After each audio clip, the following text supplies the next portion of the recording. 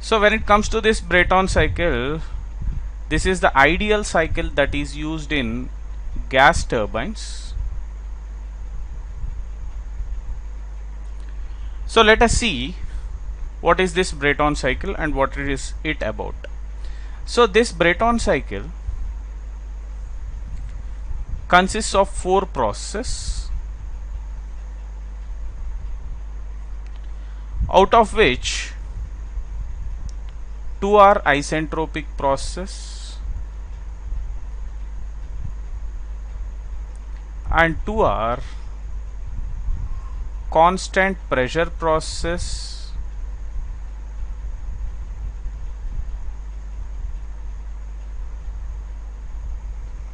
or you can also call them as isobaric process.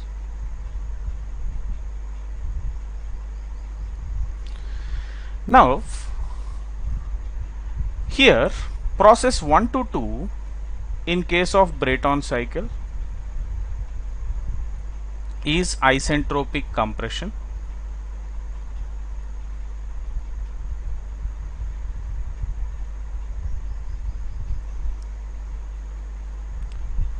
Process 2 to 3 is constant pressure heat addition.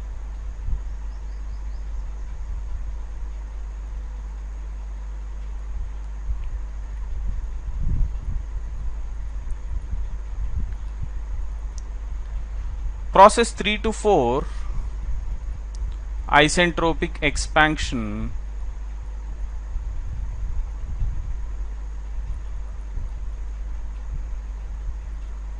and process 4 to 1 is constant pressure heat rejection.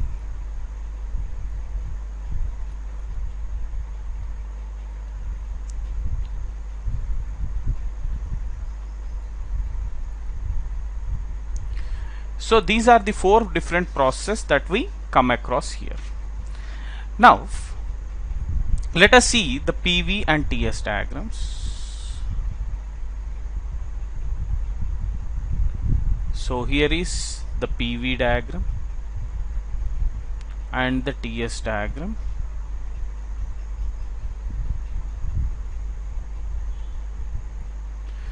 Now process 1 to 2 is isentropic compression. So isentropic compression, let us draw it like this. Process 1 to 2 is isentropic compression. In the PV diagram it looks like this. In the TS diagram, isentropic compression is represented as a vertical line pointing upwards like this, 1 to 2. 2 to 3 is constant pressure heat addition. So when heat is added at constant pressure, the volume increases as the temperature increases. So process 2 to 3 in the PV diagram looks like this, and in the TS diagram you'll have constant pressure heat addition like this. Then process 3 to 4 is isentropic expansion. It is represented as a vertical line pointing downwards, and here 3 to 4 isentropic expansion and it comes like this.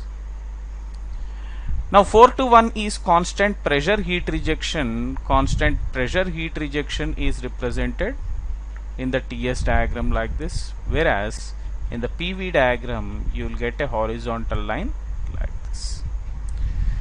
Now these two obey PV power gamma equal to constant, as these are isentropic processes. Here we need to come across compression ratio, the first one. Compression ratio is volume at the beginning of compression, which is V1, by volume at the end of compression, that is V2. Now let us go for another ratio called pressure ratio here.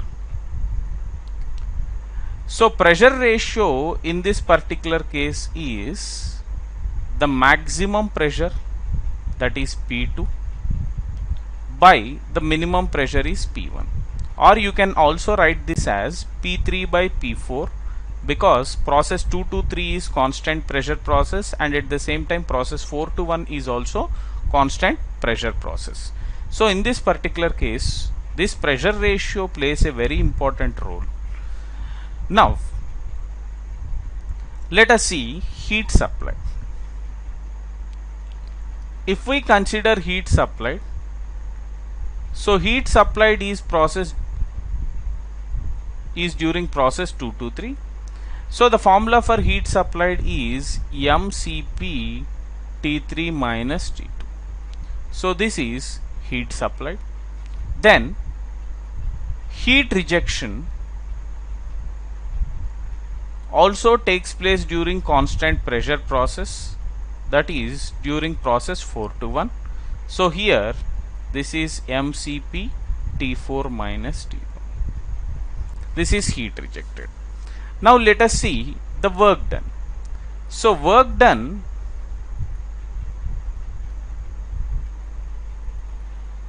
is heat supplied minus heat rejected. So we can write this as mCp T3 minus T2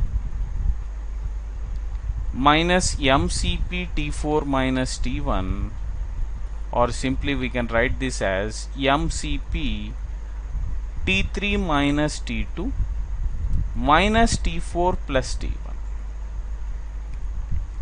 Now the thermal efficiency is work done by heat supplied, or we can write this as 1 minus heat rejected by heat supplied.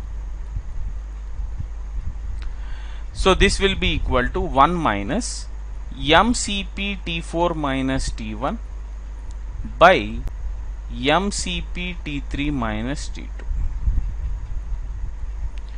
mCp gets cancelled. So now the thermal efficiency is 1 minus T4 minus T1 by T3 minus T2. So this is the thermal efficiency in terms of temperatures. Now let us get this same thermal efficiency in terms of pressure ratio. Now for that, let us consider process 1 to 2. If we consider process 1 to 2, this is isentropic compression, so it obeys PV power gamma equal to constant. Now from this we can write T2 by T1 is equal to P2 by P1 whole to the power gamma minus 1 by gamma. So this is the relation between temperature and pressure when we have come across isentropic process. So from this, P2 by P1 is nothing but the pressure ratio, so Rp to the power gamma minus 1 by gamma.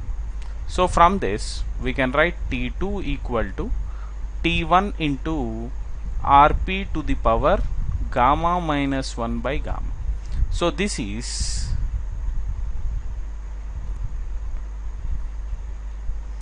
T2 value. Now let us go for process 3 to 4. Process 3 to 4 is isentropic expansion, so this also obeys PV power gamma equal to constant. So from this we can write T3 by T4 is equal to P3 by P4 whole to the power gamma minus 1 by gamma. So P3 by P4 is nothing but Rp to the power gamma minus 1 by gamma. Now from this we can write T3 is equal to T4 into Rp to the power gamma minus 1 by gamma. So this is the value of T3 here. Now see, P2 by P1 or P3 by P4 both are equal to pressure ratio. That is the reason we have written like this in this particular case. Now therefore the thermal efficiency will be equal to 1 minus, you can write T4 minus T1 by T3 can be written as T4 into Rp to the power gamma minus 1 by gamma minus T2 is T1 into Rp to the power gamma minus 1 by gamma. Now from this we can write 1 minus, if we take in the denominator Rp to the power gamma minus 1 by gamma common, then it will be T4 minus T1, and in the numerator it will be T4 minus T1 only. Now these two will get cancelled, so therefore the thermal efficiency will be 1 minus 1 by Rp to the power gamma minus 1 by gamma. So this is the thermal efficiency of the Brayton cycle in terms of pressure ratio. Now we can also write this thermal efficiency in terms of compression ratio, and that is, see here, if we take process 1 to 2, process 1 to 2 is PV power gamma equal to constant. So from this we can write P1 V1 power gamma equal to P2 V2 power gamma, and P2 by P1 will be V1 by V2 whole power gamma. So P2 by P1 is nothing but the pressure ratio. So this will be equal to V1 by V2 is compression ratio to the power gamma. So therefore we can write the thermal efficiency as 1 minus 1 by Rp, instead of Rp, Rc to the power gamma whole to the power gamma minus 1 by gamma. So these two will get cancelled.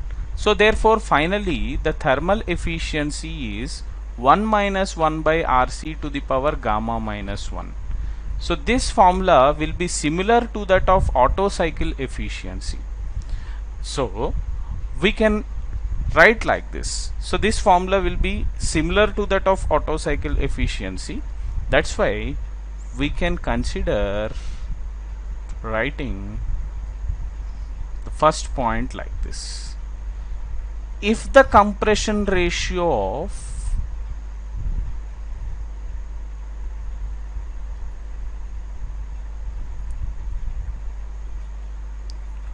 Otto and Brayton cycles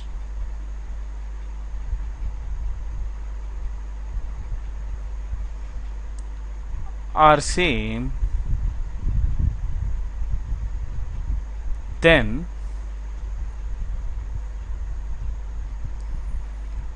their efficiencies are equal. So now let us go for the second point. The second point in note, that is, if the Brayton cycle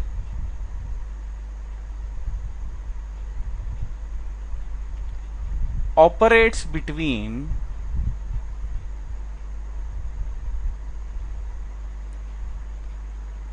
minimum and maximum temperatures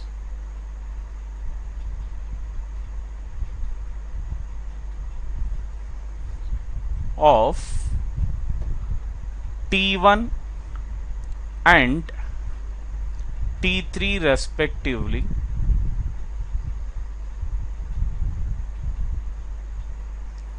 then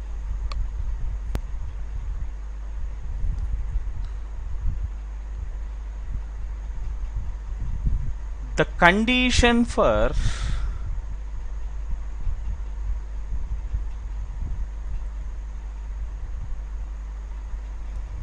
maximum work done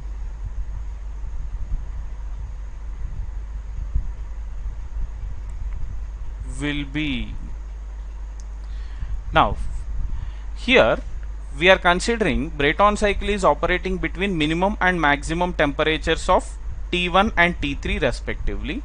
Then the condition for maximum work done we are taking. Now for this we need to take work done formula. Work done is mCp T3 minus T2 minus T4 plus T1. So this is the formula for work done. Now we need to get this T2 as well as T4 in terms of T1 and T3.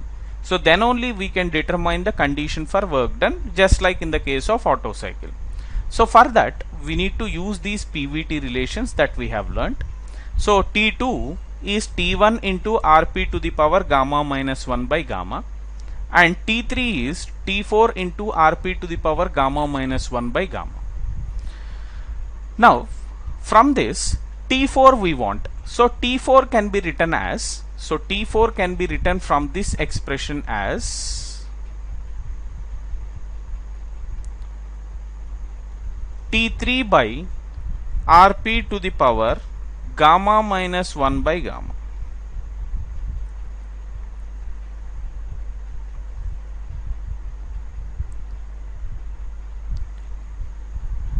Now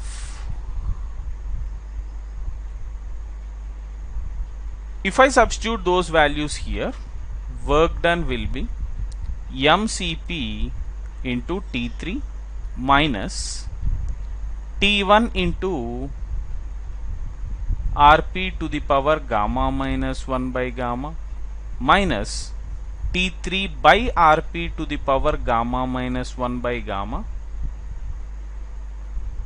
plus T1.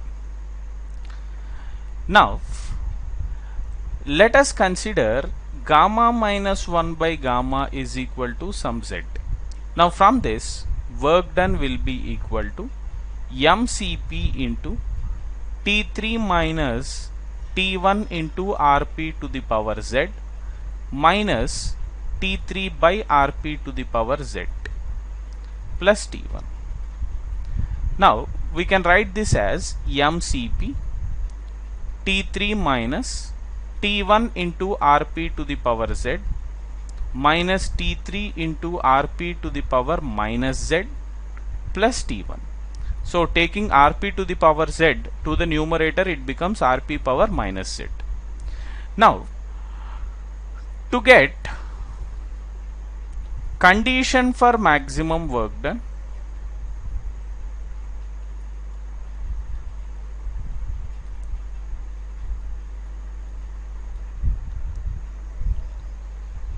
we need to put dW by dRp equal to 0. That means we need to differentiate work done with respect to the pressure ratio and equate it to 0. So then only we are going to get the condition for maximum work done here. Now here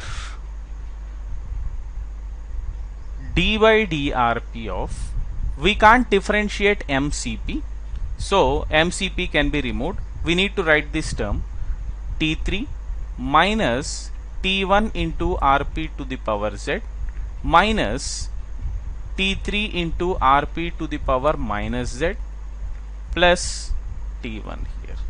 So this is equal to 0. Now on differentiation here, this becomes 0 minus T1 into z into Rp to the power z minus 1 minus T3 into minus z into Rp to the power minus z minus 1 plus T1 will become 0 here. This will be equal to 0. Now minus of minus z can be multiplied so that you will get a positive value. So T3 into z into Rp to the power minus z minus 1. So this is equal to T1 into z into Rp to the power z minus 1. So z gets cancelled, and from this we can write T3 by T1 is equal to Rp to the power z minus 1 by Rp to the power minus z minus 1. So taking this to the numerator, this becomes Rp to the power z minus 1 plus z plus 1. So minus 1 plus 1 gets cancelled. Then we can write T3 by T1 is equal to Rp to the power 2z, or you can write Rp is equal to T3 by T1 whole to the power 1 by 2z. See, this pressure ratio that we have got by differentiating work done with the pressure ratio and equating to 0, we call this as the optimum pressure ratio. So optimum pressure ratio is T3 by T1 whole to the power Z is gamma minus 1 by gamma. So if I substitute this here, then it becomes gamma by 2 into gamma minus 1. So this is the formula for condition for maximum work done. So the condition for maximum work done is this. Now let us go for the next point. The next point is, if the Brayton cycle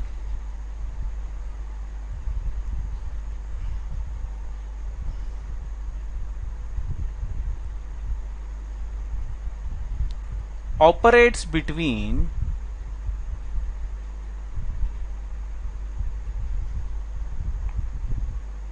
the minimum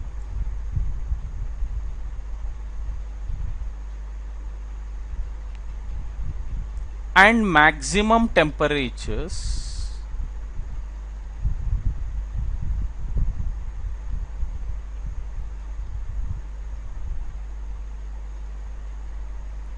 of T1 and T3 respectively,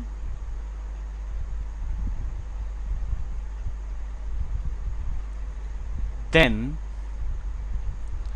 the maximum work done will be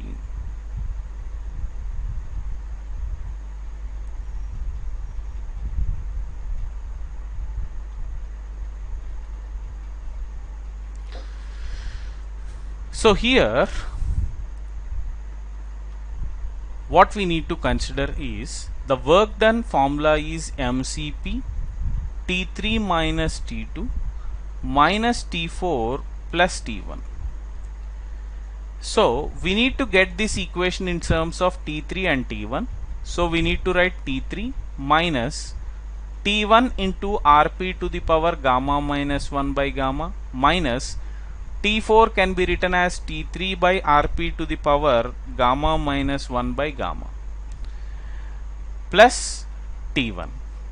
Now here, in order to get maximum work done, we need to substitute the optimum pressure ratio in place of Rp, so that it becomes T3 minus T1 into Rp value. We need to take Rp optimum, so that we can write this as T3 by T1 whole to the power gamma by 2 into gamma minus 1 whole power gamma minus 1 by gamma minus T3 divided by T3 by T1 whole to the power gamma by 2 into gamma minus 1 whole power gamma minus 1 by gamma plus T1. So these will get cancelled. We can write this same expression like this: W max is equal to MCP into T3 minus T1 into, here T3 by T1 whole power 1 by 2 will be remaining. So we can write this T3 by T1 whole power 1 by 2 as T3 power 1 by 2 into T1 power minus 1 by 2. So I am writing it like this: T3 power 1 by 2 into T1 power minus 1 by 2 minus, here T3 by T1 whole power 1 by 2 will be there. So we can write this as T3 into T3 power minus 1 by 2 T1 power 1 by 2 plus T1. Now from this we can write this as MCP T3 minus T1 power 1 minus 1 by 2 into T3 power 1 by 2 minus T1 power 1 by 2 T3 power 1 minus 1 by 2 plus T1. So finally we can write this as mCp into T3 minus T1 power 1 by 2 T3 power 1 by 2 minus T1 power 1 by 2 T3 power 1 by 2 plus T1. Now this can be written as mCp into under root T3 whole square minus 2 root T1 root T3. You can write T1 power 1 by 2 as root T1, T3 power 1 by 2 as root T3. So 2 times it is there. So we are writing 2 root T1 root T3 plus root T1 whole square. So this is in the form of a square minus 2ab plus b square. So the maximum work done will be mCp into under root T3 minus under root T1 whole square. So this is the formula for maximum work done. The next point is, if the Brayton cycle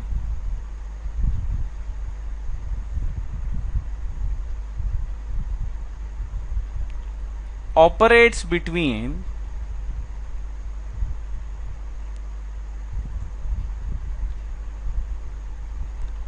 minimum and maximum temperatures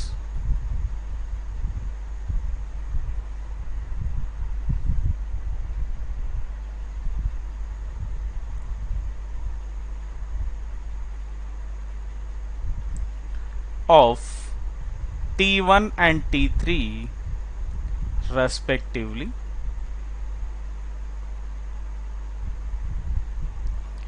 then for the maximum work done,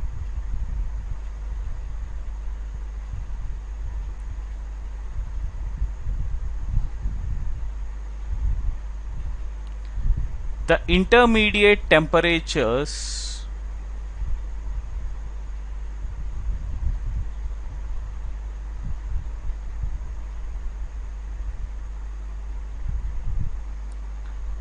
T2 and T4 will be, see here we know that T2 is equal to T1 into Rp to the power gamma minus 1 by gamma. So for maximum work done, Rp becomes Rp optimum. So therefore we can write this as T1 into T3 by T1 whole to the power gamma by 2 into gamma minus 1 whole power gamma minus 1 by gamma. So these two will get cancelled. So from this we can write T1 into T3 power 1 by 2 T1 power minus 1 by 2. So we can write this as T2 is equal to T1 power 1 by 2 T3 power 1 by 2, or T2 temperature will be under root of T1 T3. Now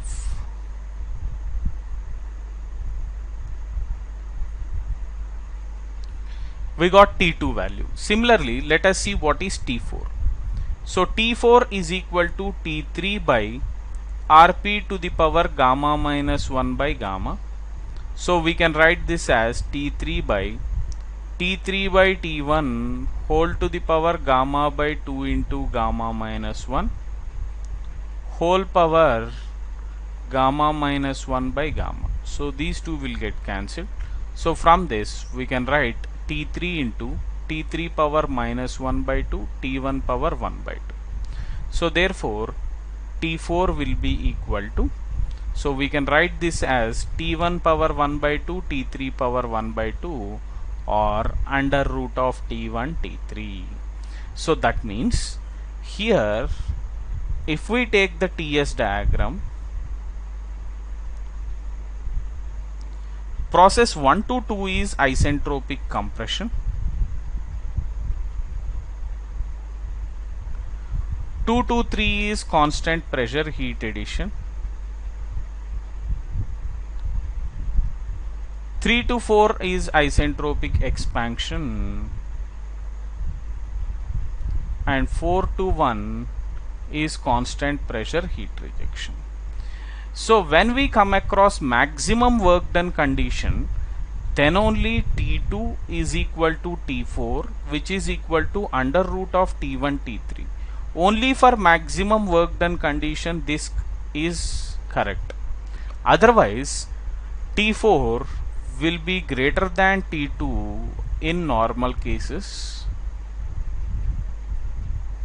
Only for the maximum work done condition this will be more. Now let us go for the next point. The thermal efficiency will be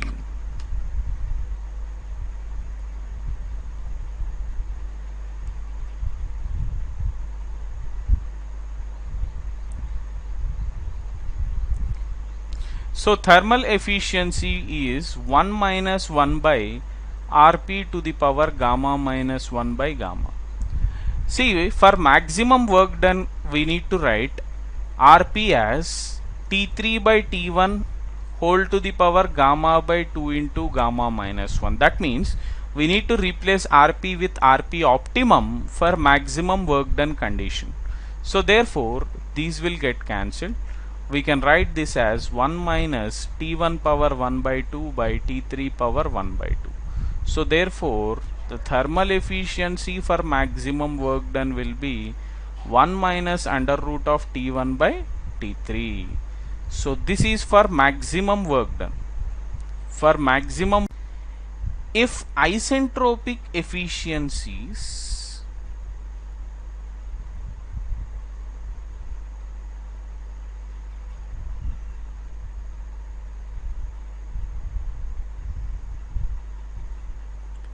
of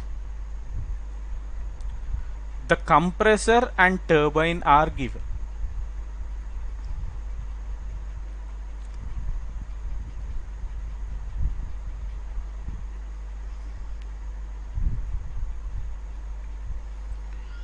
then what happens? So in order to understand this isentropic efficiency concept, first of all let us see the gas turbine power plant basic diagram. So let me consider there is a compressor. I am taking the block diagram here. So there is a compressor like this. So to the compressor air enters. Air is entering, let us say at condition 1. Now in the compressor air gets compressed and comes out like this at condition 2. Now this compressed air enters into a combustion chamber. So in the combustion chamber usually fuel will be injected, and as a result of that combustion takes place in practical cycles. But when it comes to ideal cycle, let us say during process 2 to 3 heat is added at constant pressure. So at constant pressure heat is added such that the temperature increases and pressure remains constant here. Here let us assume that the compression is isentropic at the beginning. Now this heated air enters into a turbine. This heated air enters into a turbine where in the turbine expansion takes place. So let us say the expansion that is happening is isentropic expansion. So entropy remains constant during expansion. Then if we consider this power plant as a closed cycle power plant, then we need to close this cycle by using a heat exchanger. If this is an open cycle gas turbine, the exhaust gases will be let out into the atmosphere and fresh air enters. So try to understand, there will be two different types of turbines. One is open cycle gas turbine, second one is closed cycle gas turbine plant. So when it is open cycle gas turbine plant, this will be the plant. When it is a closed cycle condition, then what we need to do is we need to use a heat exchanger. This is ideal case. So in this heat exchanger, from process 4 to 1, heat will be rejected at constant pressure. So heat will be rejected at constant pressure. So this is the ideal cycle that we have considered, and this is a closed cycle gas turbine plant.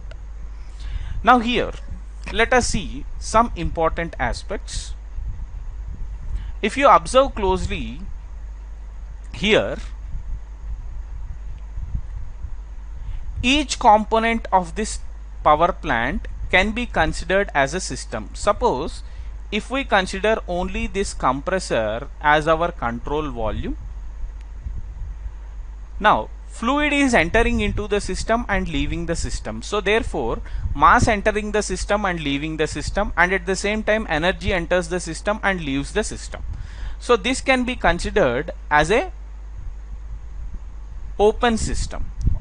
So when we considered an open system and the process is isentropic compression happening, now the work input that is required for compression,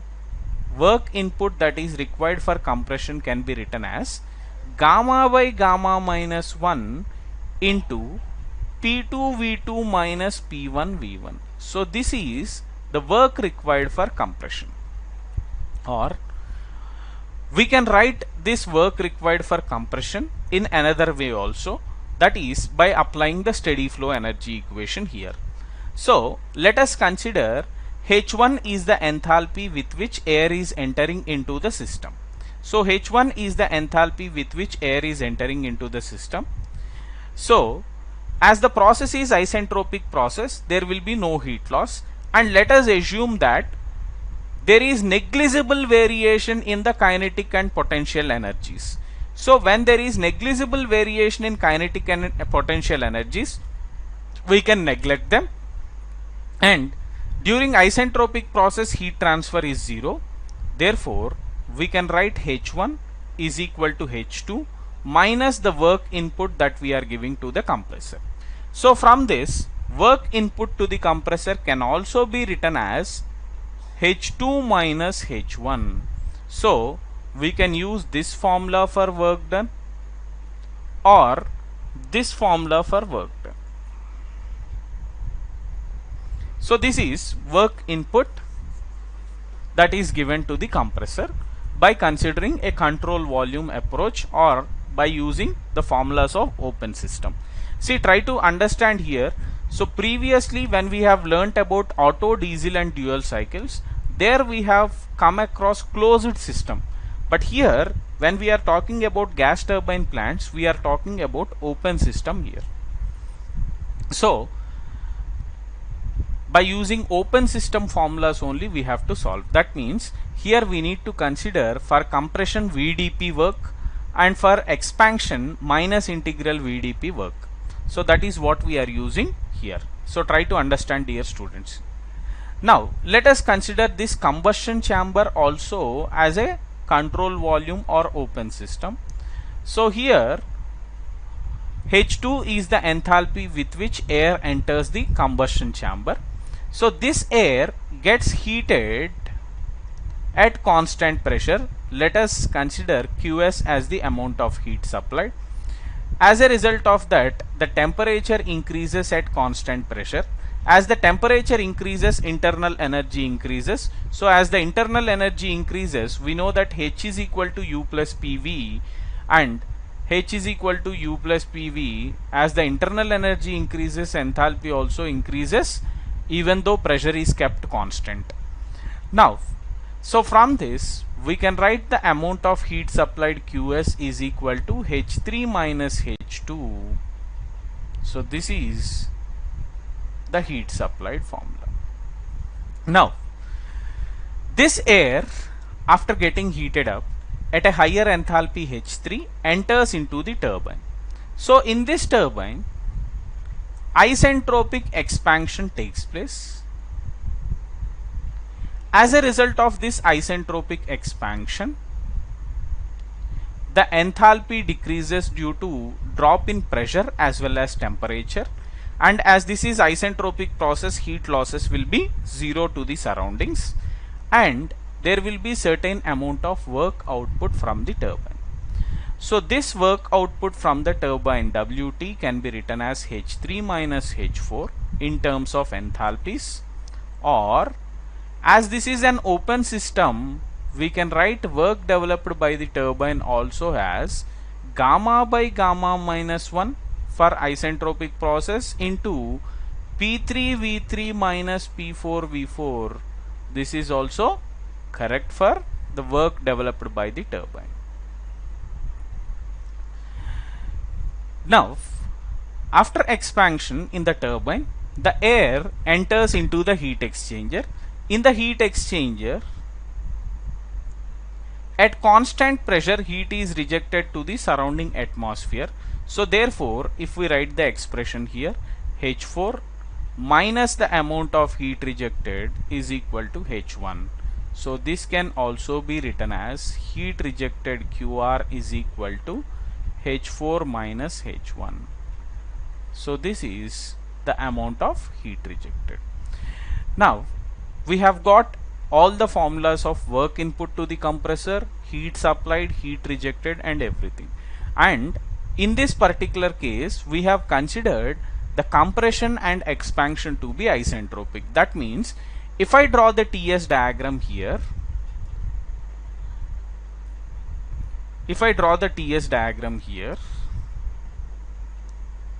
for this closed cycle gas turbine plant, process 1 to 2 is isentropic compression, 2 to 3 is constant pressure heat addition, 3 to 4 isentropic expansion, and 4 to 1 constant pressure heat rejection. So far we have considered the Brayton cycle only. Now see here, if isentropic efficiencies of compressor and turbine are given, that means if isentropic efficiencies are given in the problem, then we need to understand that the process is no more isentropic during compression and expansion, but it follows adiabatic path. That means there will be an increase in entropy during compression, as well as there will be an increase in entropy during expansion from 3 to 4 dash like this. So that means if isentropic efficiencies are given, we need to understand that the process that is happening during compression as well as expansion will no more be isentropic. Instead, it becomes adiabatic. So process 1 to 2 is representing isentropic compression, which is a reversible process.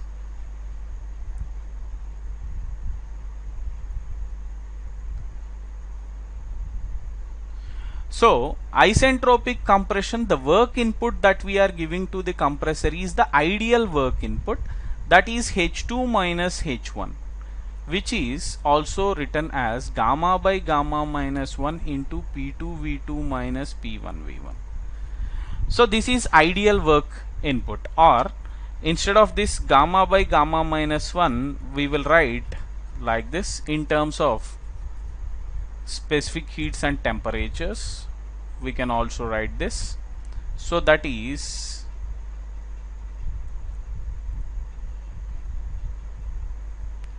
mCp T2 minus T1.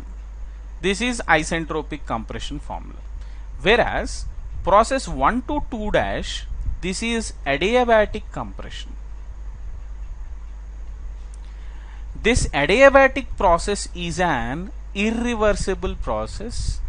So the work input that we are giving during as adiabatic compression is the actual work input.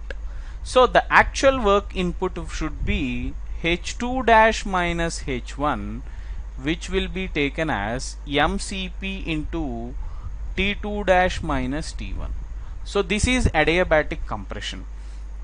Adiabatic process is irreversible, as I already told you, whereas isentropic process is reversible adiabatic. This is reversible process. Now, isentropic efficiency relates these two compression processes. So isentropic efficiency of the compressor will be work input that is required during an ideal process by WC actual. So you may get a doubt here, sir, usually we should write actual by ideal. Why we are writing ideal by actual in this particular case? See, here try to understand carefully. Compressor is a work consuming device. So ideally it has to consume less amount of work.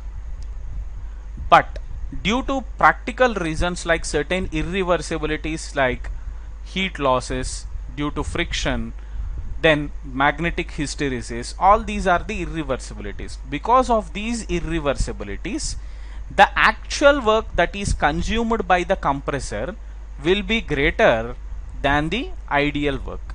So to understand this concept, you just see your refrigerator that is in your home. So in the refrigerator, what is said here?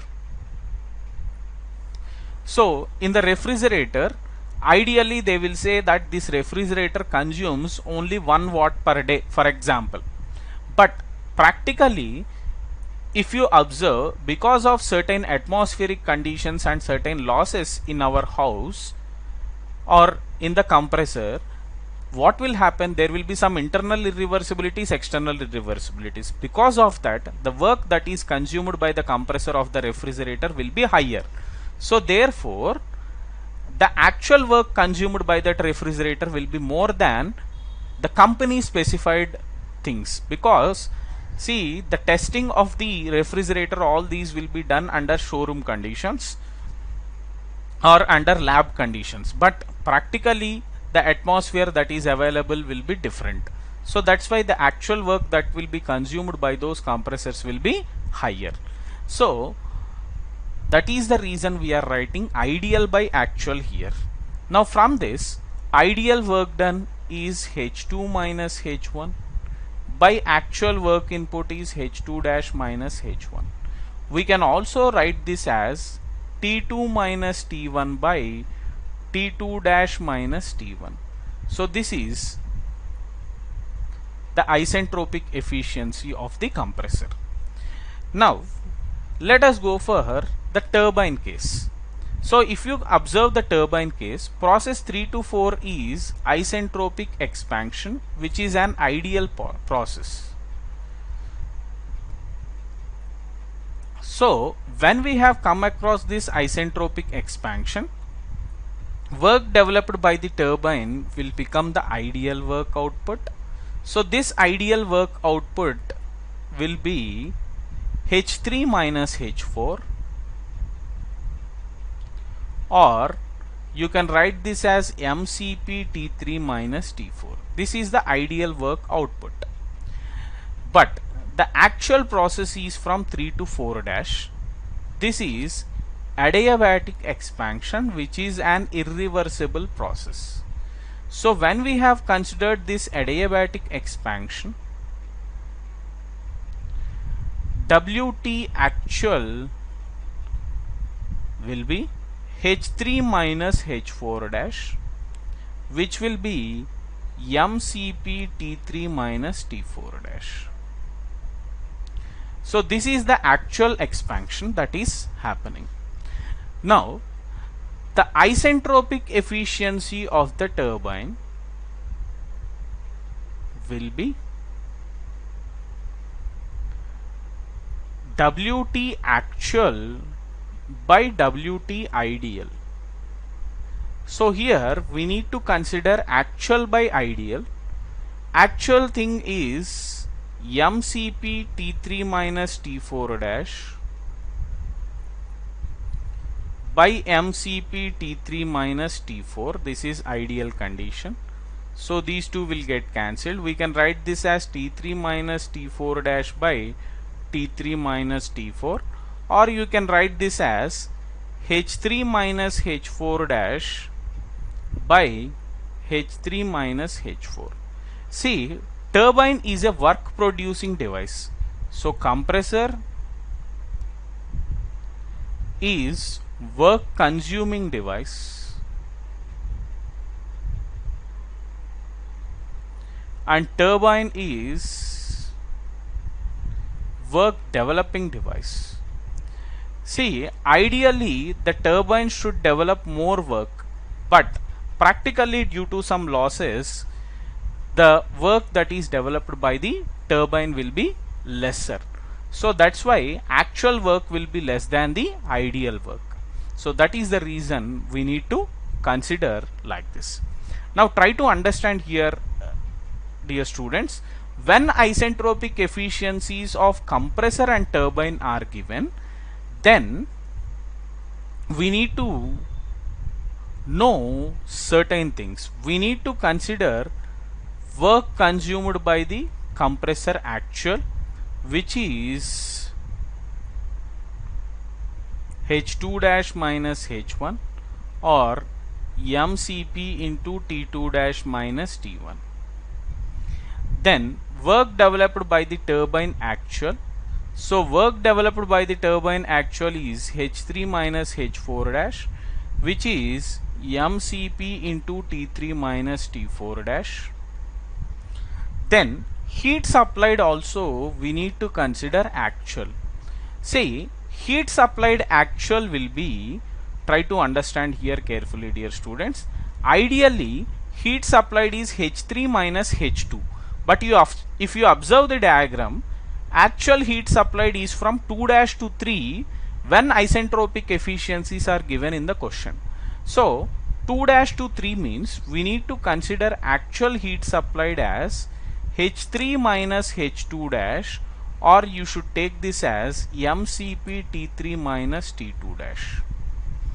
Then see, the work that is developed by the turbine, we call it as gross work developed, whereas the work developed by the turbine minus work input that is given to the compressor, we call it as the net work output. The reason is, see here, in the cycle if you observe, turbine is developing certain amount of work output.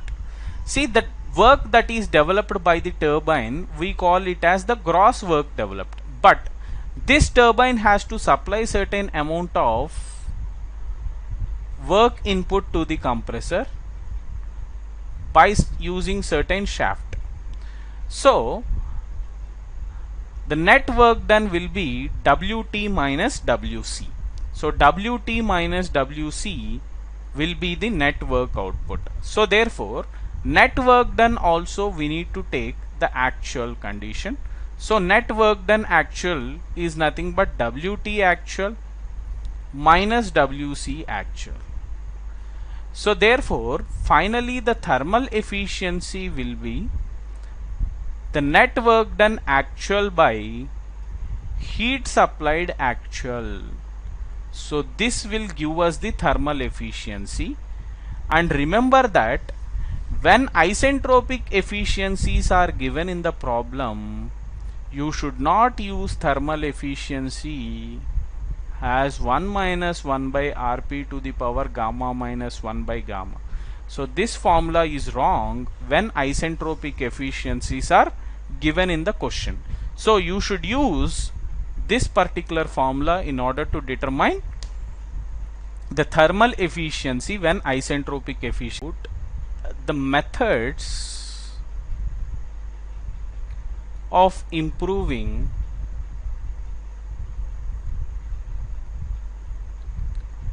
performance of a gas turbine plant.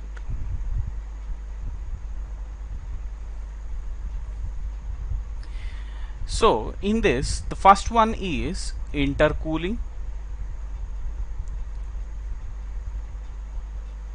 second one is reheating. See, Third one is regeneration.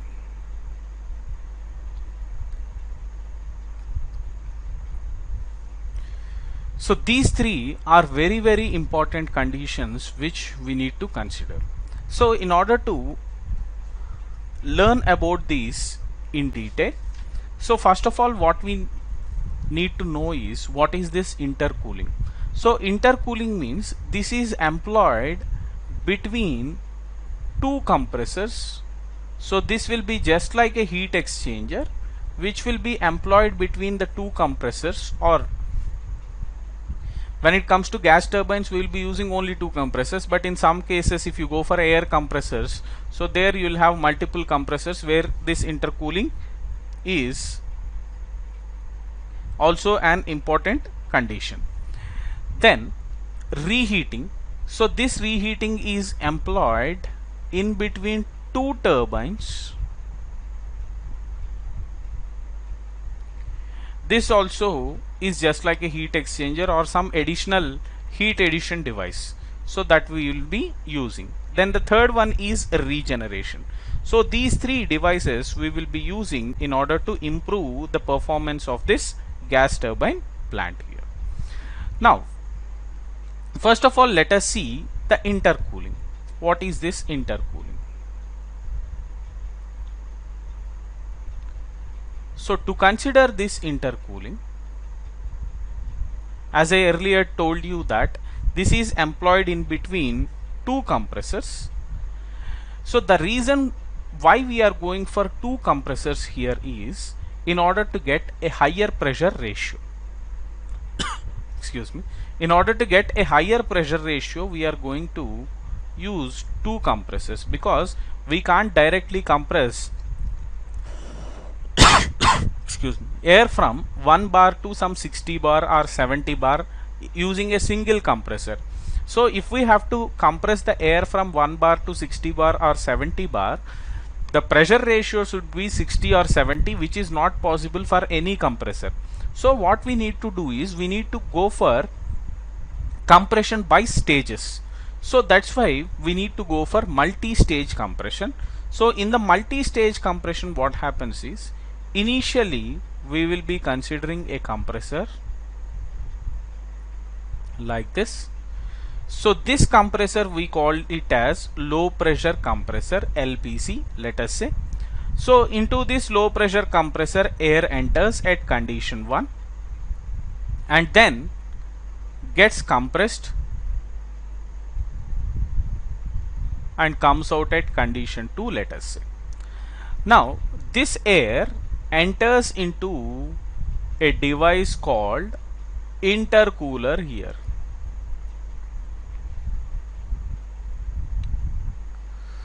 Now from this intercooler it comes out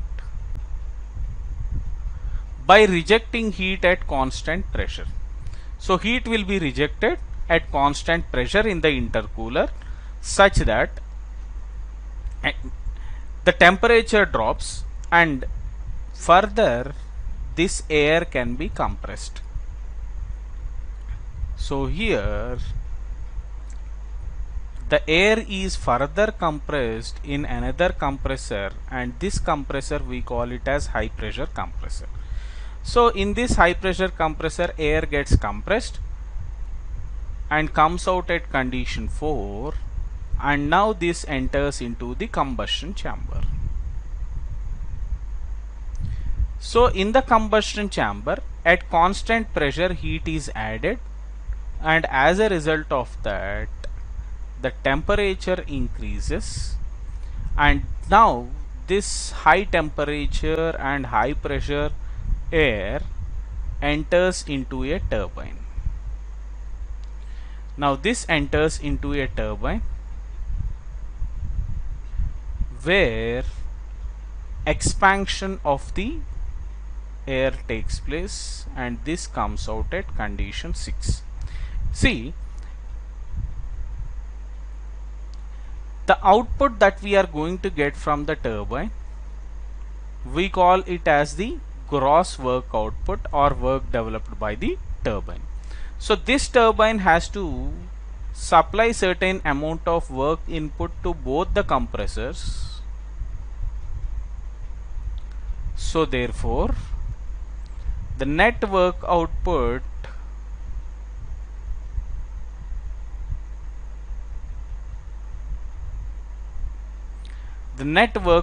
will be work developed by the turbine minus work input to both the compressors.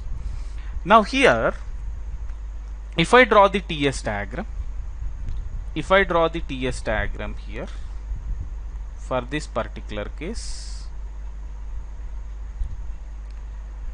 process 1 to 2 is isentropic compression, let us assume. Then 2 to 3 is constant pressure heat rejection. So constant pressure heat rejection, it comes down like this. Then 3 to 4 is isentropic compression again.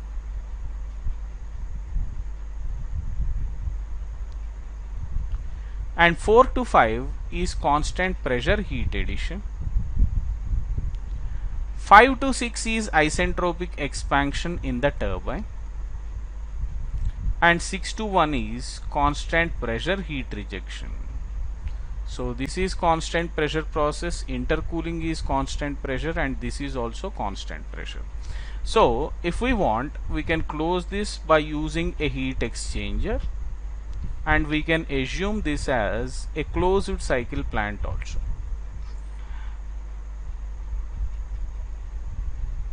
Now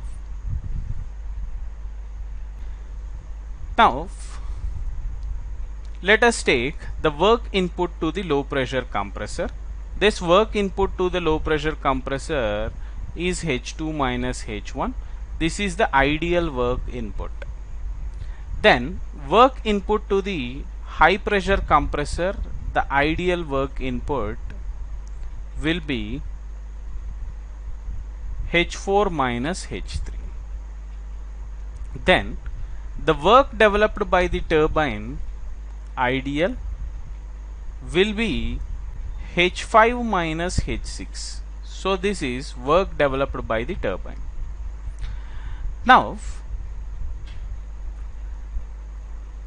here, as I told you earlier, as we are using two compressors, the overall pressure ratio is increasing.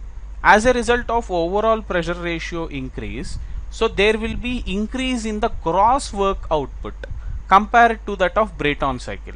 So the gross work output increases, but as we are using two compressors in order to get higher pressure ratio, the net work output may slightly be more than the Brayton cycle, but the heat supplied is increasing compared to the Brayton cycle. If you use a normal Brayton cycle, what happens is, if we use normal Brayton cycle,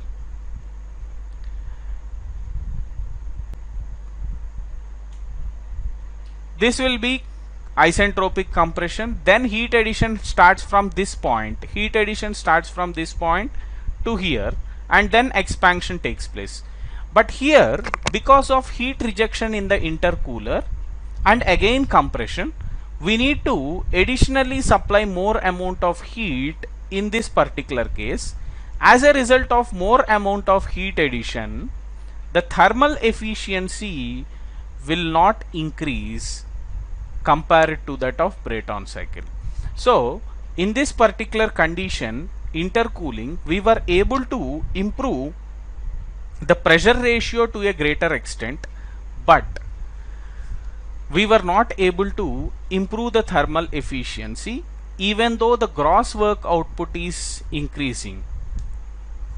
So the heat supplied here will be H5 minus H4 or MCP T5 minus T4. So this is MCP T5 minus T6 here. You can write this as MCP T4 minus T3 and this as MCP T2 minus T1. So these are the work done and heat supplied. Now the thermal efficiency will be net work done by heat supplied. So net work done will be work developed by the turbine minus of work input to the low pressure compressor as well as work input to the high pressure compressor. So this total divided by heat supplied. So this will give us the thermal efficiency for this particular condition. See here the gross work output is increasing due to intercooling, but thermal efficiency is decreasing compared to that of Brayton cycle. The reason is that heat supplied is more than the Brayton cycle heat supplied. So that's the reason thermal efficiency decreases in this particular case. Now here we need to learn one important thing called perfect intercooling. So what do we mean by this perfect intercooling? Let us see. So when we come across this perfect intercooling, the temperatures at the entry to both the compressors should be same. That means the temperature at which air is entering into the low pressure compressor, let us say this is T1, and temperature at which the air is entering the high pressure compressor, this is T3. So in perfect intercooling condition, the temperature at entry to both the compressors should be same. So that means T1 must be equal to T3 when we talk about perfect intercooling. So in order to have this perfect intercooling, the pressure ratios in both the compressors should be same. So that means the pressure ratio in the first compressor is P2 by P1. This will be equal to, see, pressure ratio in low pressure compressor is P2 by P1, whereas pressure ratio in the high pressure compressor is P4 by P3. So for perfect intercooling, the pressure ratio in both the compressors should be same. That means, as we know that process 223 is constant pressure intercooling, at constant pressure intercooling takes place. So P2 must be equal to P3. So when P2 is equal to P3, then this will be under root of P1 P4.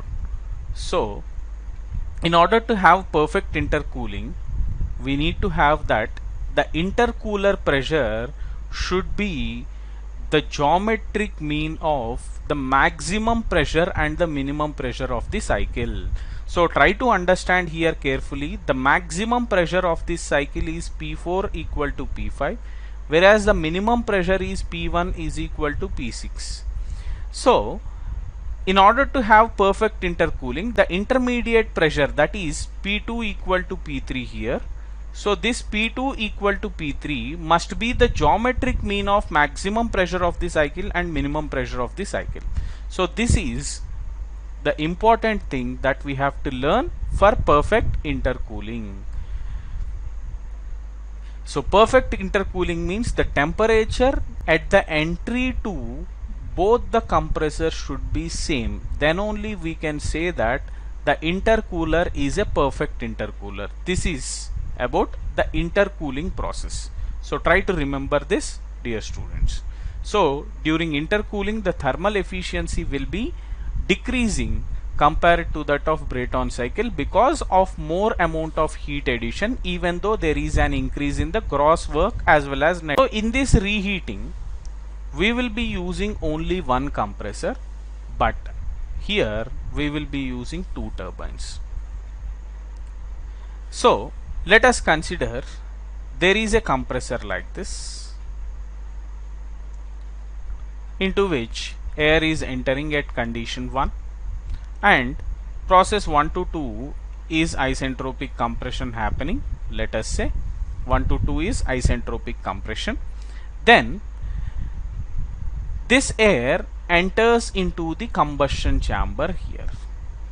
So air enters into the combustion chamber, and at constant pressure the temperature increases to condition 3. Now this air enters into a turbine, and here we named this turbine as the high pressure turbine. So this is high pressure turbine here. The reason is the pressure after compression will be highest. So that's why we have considered this turbine as the high pressure turbine based on the entry condition pressure. So here P2 equal to P3, which is the highest pressure of the cycle. So that's why at highest pressure air is entering into the turbine. This turbine is named as high pressure turbine. Now in this high pressure turbine, air gets expanded from 3 to 4 and enters into a device called reheater here. So in the reheater, at constant pressure heat is added. At constant pressure heat is added from 4 to 5, and with this highest temperature, because of reheating, air enters into another turbine called low pressure turbine, because the entry pressure at condition 5 is less than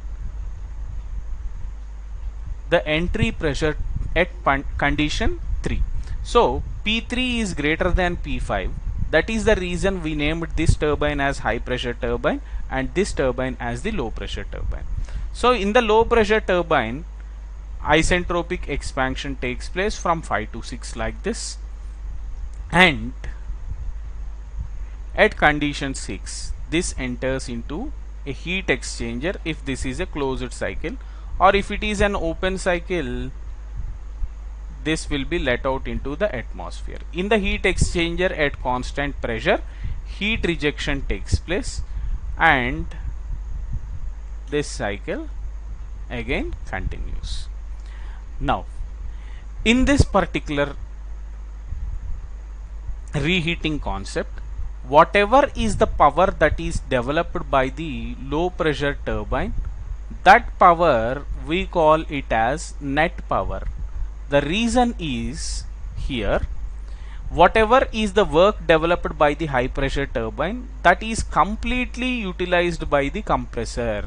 So that means whatever is the work input that is required for the compressor, that will be totally supplied from the high pressure turbine, and whatever is the output that is coming from the low pressure turbine, that will be completely available for further utilization. That's why the net power output is the power that is developed by the low pressure turbine here. Now let us draw the TS diagram here. If we draw the TS diagram in this particular case,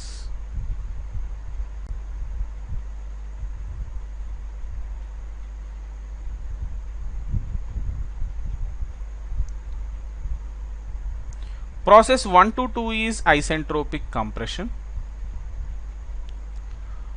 2 to 3 is constant pressure heat addition like this, 2 to 3.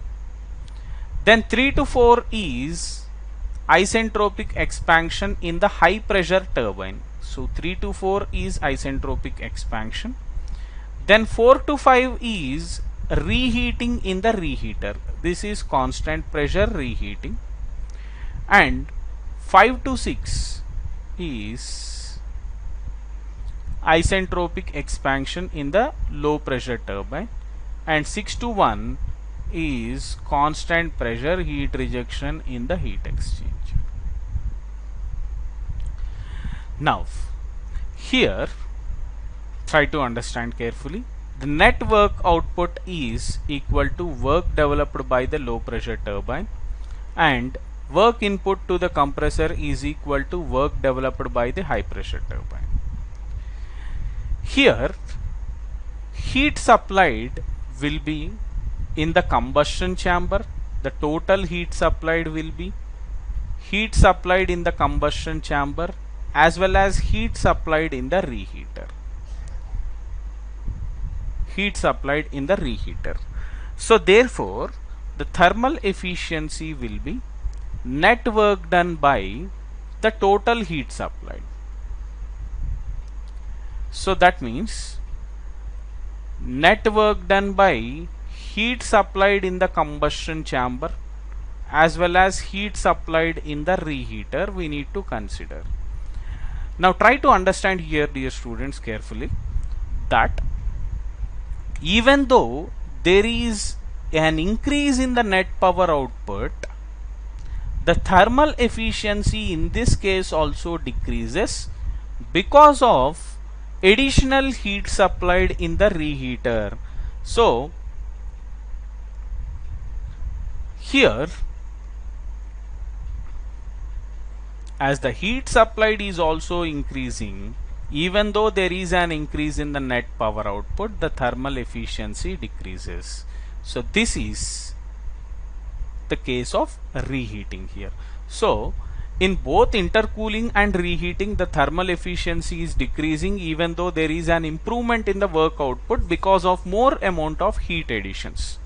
Now let us see the formulas of work developed by or work input to the compressor. This is H2 minus H1. This is equal to mCp T2 minus T1. Work developed by the high pressure turbine. This will be H3 minus H4, which can be written as mCp T3 minus T4. And work developed by the low pressure turbine is equal to, so work developed by the low pressure turbine is H5 minus H6. So this is mCp T5 minus T6. Heat supplied in the combustion chamber. Heat supplied is during process 2 to 3. So H3 minus H2 or mCp T3 minus T2. This is heat supplied in the combustion chamber. And heat supplied in the reheater. So reheating is happening from 4 to 5. So H5 minus H4, you can write this as mCp T5 minus T4. So this is heat supplied in the reheater. So these formulas we need to remember. Apart from this, we need to also know about what is perfect reheating condition. So coming to this perfect reheating,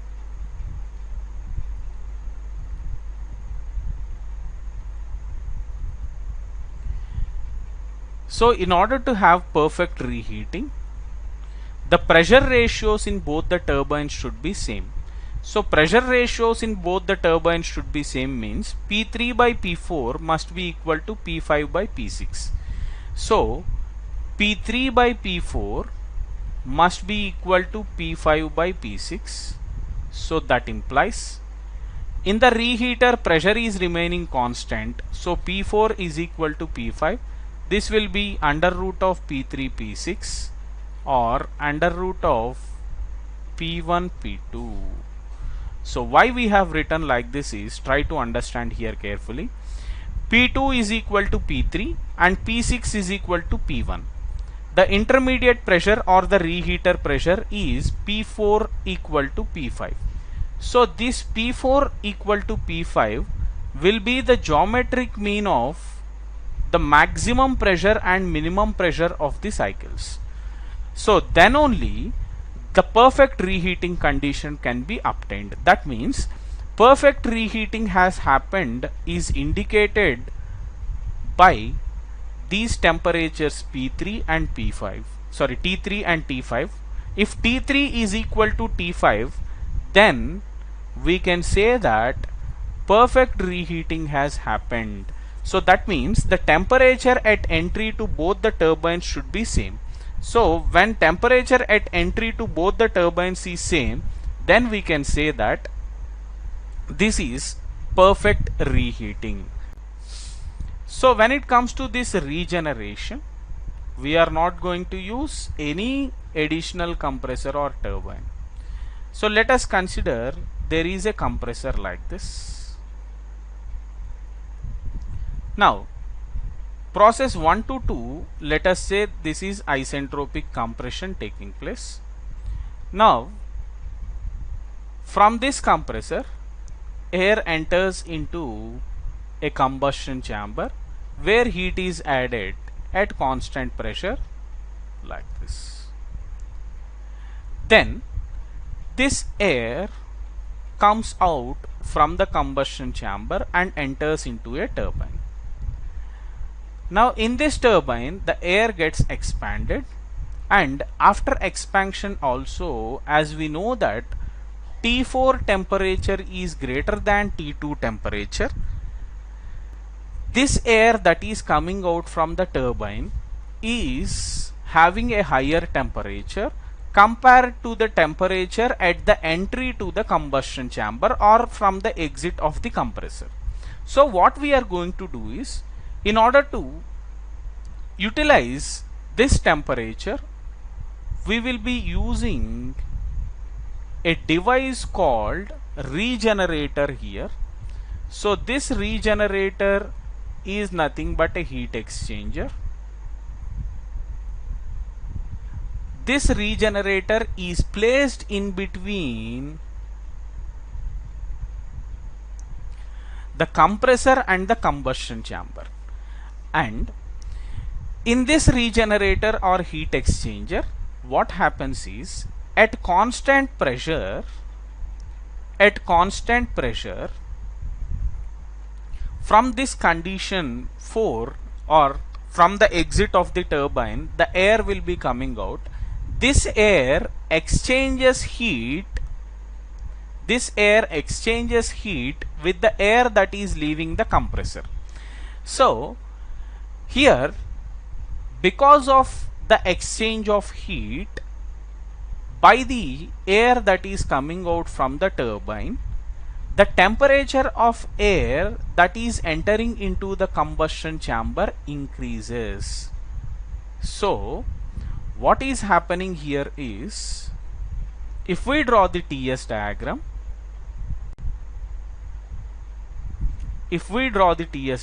here,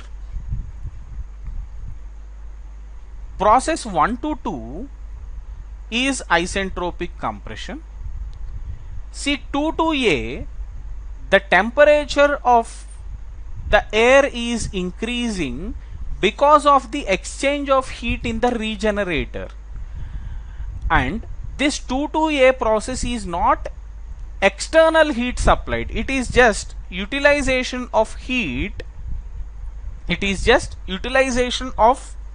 Or effective utilization of heat that is usually lost. So what we are doing is, simply we are effectively utilizing that heat in order to heat the air that is entering into the combustion chamber. So when we have used this heat that is entering into the combustion chamber, from A to 3, this is the actual amount of heat supplied. So this will be the actual amount of heat supplied. So if you observe carefully, in the normal Brayton cycle we used to supply heat from 2 to 3 process, but in this regeneration concept we are supplying only heat from A to 3. That means the amount of heat supplied that we are giving is reducing because of effectively utilizing the heat that is going as waste from the turbine. So as a result of that, as the heat supplied is reduced, the thermal efficiency improves. So process 3 to 4 is isentropic expansion in the turbine, and 4 to B, this is heat rejection in the heat exchanger or the regenerator. This point is B here. Now we can place another additional heat exchanger, and at constant pressure we can close the cycle. So from 6 to 1 we can close the cycle like this. So here the net work that is developed will be the turbine work minus compressor work. So net work done will be turbine work minus the compressor work, and heat supplied will be from A to 3 process. So therefore let us write the formulas here. Work developed by the turbine will be H3 minus H4 that is equal to mCp T3 minus T4, and work input to the compressor is H2 minus H1. This is equal to mCp T2 minus T1. See, up to here this is same like the Brayton cycle, but when it comes to heat supplied in the combustion chamber, heat supplied is during process A to 3. So therefore here we can write this as H3 minus HA or mCp T3 minus TA. mCp T3 minus TA. Now the thermal efficiency is net work done by heat supplied. So net work done is turbine work minus compressor work by the amount of heat supplied. Now the question that arises here is, we can find T2, we can find T4, because the processes are isentropic process. If pressure ratio is given, T2 can be determined by using T1 into Rp to the power gamma minus 1 by gamma. So T2 can be determined like this. T4 can be determined by using T3 by Rp to the power gamma minus 1 by gamma, if T3 and pressure ratio are given, minimum and maximum temperatures. But how do we determine this TA? This plays a very important role here. So as TA is required, we need to know about a small concept that is related to heat exchanger efficiency. So the efficiency of the heat exchanger or efficiency of the regenerator that we are using here. So efficiency of the heat exchanger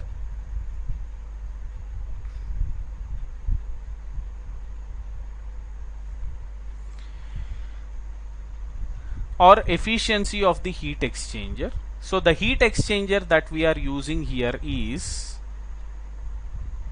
like this. So this is a heat exchanger that we have used. This is the regenerator. So in the regenerator, one fluid is flowing from 2 to A in this direction like this, and the other fluid is flowing in the opposite direction from 4 to B like this. So this, in the heat exchanger, heat is lost by the fluid that is moving from 4 to B. So if you observe, both fluids are flowing in the opposite direction. We can consider this as a counterflow heat exchanger and draw the temperature versus length diagram. So from 2 to A there is a rise in temperature. This is T2 and this is TA, and from 4 to B there is a drop in temperature. So T4 to TB like this. Now the efficiency of the regenerator or efficiency of the heat exchanger will be actual heat transfer to the maximum possible heat transfer. Q actual by Q max will give us the efficiency of the heat exchanger. The actual heat transfer will be heat lost by the hot fluid or heat gained by the cold fluid. So here hot fluid is the fluid that is flowing from 4 to B, whereas the relatively cold fluid is the fluid that is flowing from 2 to A. So therefore we can write actual heat transfer as heat lost by hot fluid, that is mCp T4 minus TA, T4 minus TB, or we can also write this as mCp TA minus T2. This is heat gained by the cold fluid. So heat lost by hot fluid or heat gained by cold fluid, or divided by maximum heat transfer. So the maximum heat transfer Q max will be equal to mass into specific heat multiplied by the maximum temperature difference. So maximum temperature difference is from T4 to T2. So T4 minus T2 is the maximum temperature difference. So we can write this as mCp T4 minus T2. So MCP T4 minus T2 we need to consider as the maximum possible heat transfer. See, in order to have maximum possible heat transfer, we need to have maximum temperature difference. So maximum temperature difference, delta T max, is nothing but maximum temperature minus minimum temperature of the heat exchanger. Maximum temperature is T4 and minimum temperature is T2. So that's why we have written T4 minus T2. So the regenerator efficiency or efficiency of the heat exchanger can be written as so here T4 minus TB by T4 minus T2, or efficiency of the regenerator or heat exchanger.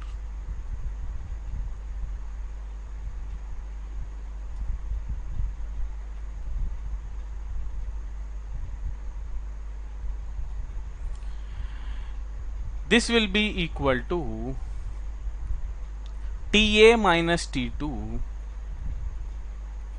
by T4 minus T2. See, this efficiency of the regenerator is also called effectiveness of the regenerator. So sometimes in the questions he will be saying effectiveness of the regenerator is also called the efficiency of the regenerator.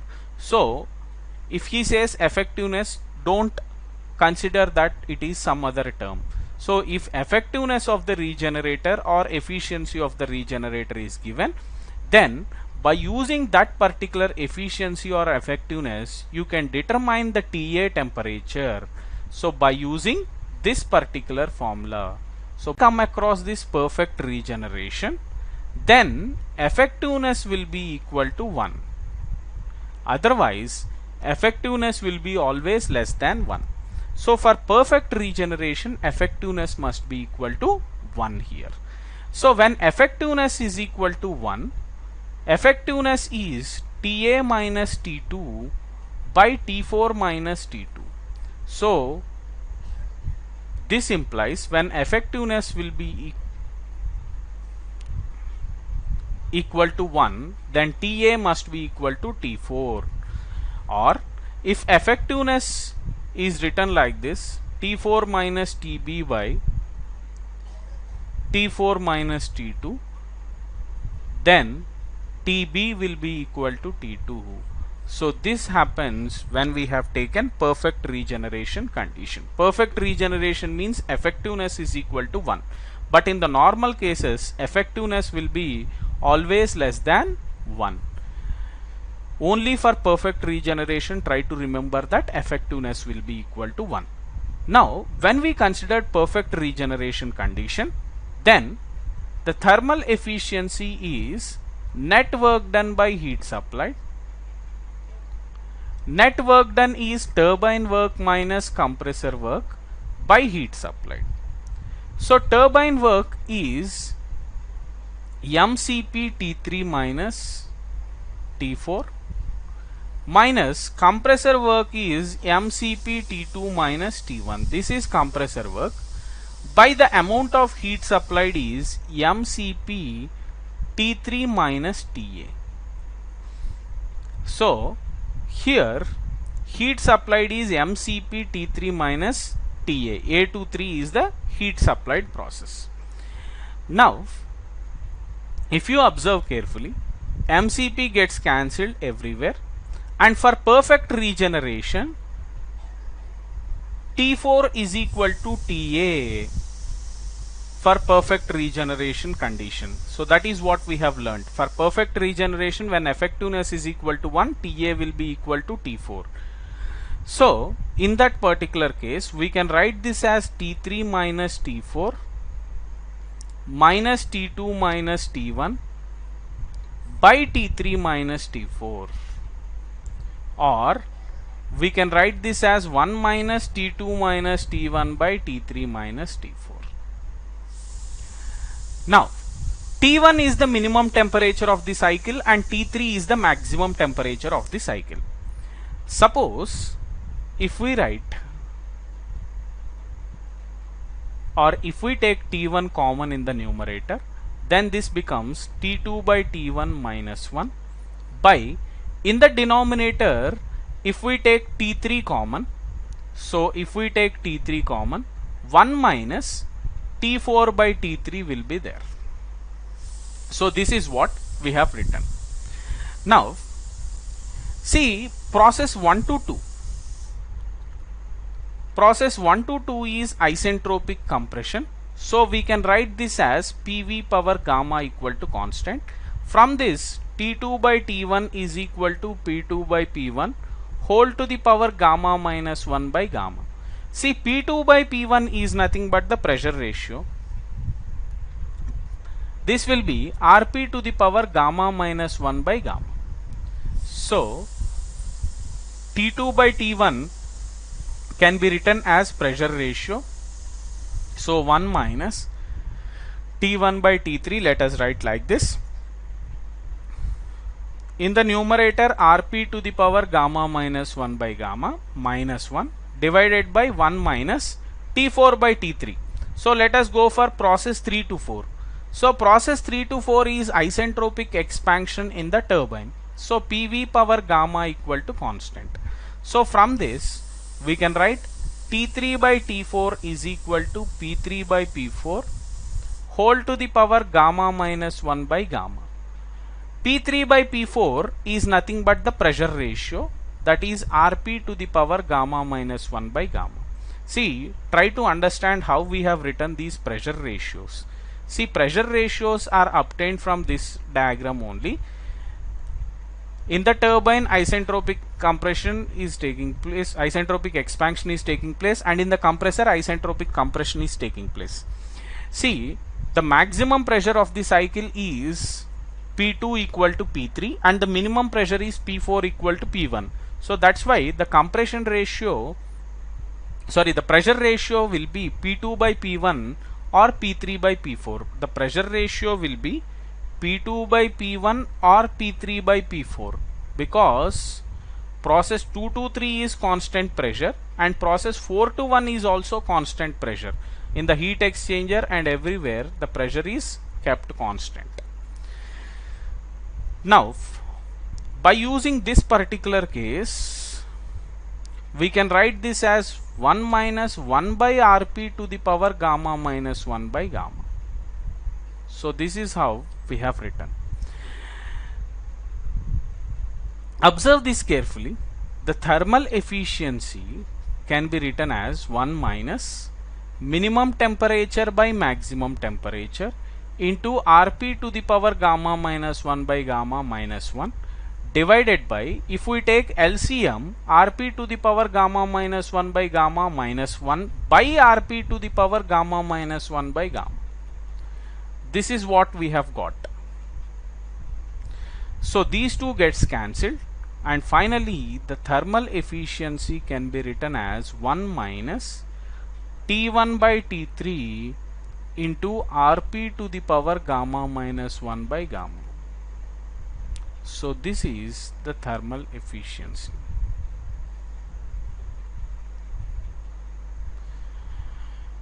So this formula stands good when effectiveness is equal to 1 or perfect regeneration condition. So for perfect regeneration, effectiveness will be equal to 1. That means the regenerator that we are using is 100% efficient. So then only we can